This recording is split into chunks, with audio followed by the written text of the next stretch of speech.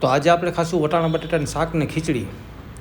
ટમેટા સુધાર નાખ્યા, બટેટા સુધાર નાખ્યા અને વટાણા ફોલ લીધા. બટેટા પાણીમાં થોડીક વાર રાખી દીધા એટલે કાળા ન પડે. તો કુકરમાં આપણે તેલ ગરમ થઈ ગયું, એમાં નાખી દઈએ રાઈ. એના પછી ચપટીક જેટલી હિંગ નાખી દઈએ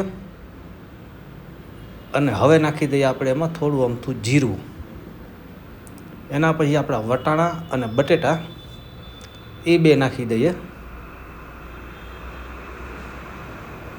ફૂલ કુકર ભરી જ દેવું છે. તો વટાણા બટેટા નાખી દીધા. હવે એમાં નાખી દઈશું આપણે હળદર, મરચાંની ભૂકી અને ધાણા જીરું અને મીઠું. હવે નાખી દઈશું એના ભેગા આપણે આપણા ટમેટા કાપ્યા હતા એ.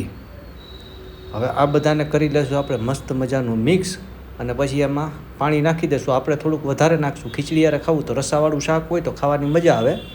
અને આને કુકર બંધ કરીને 5-6 સીટી મારી દઉં.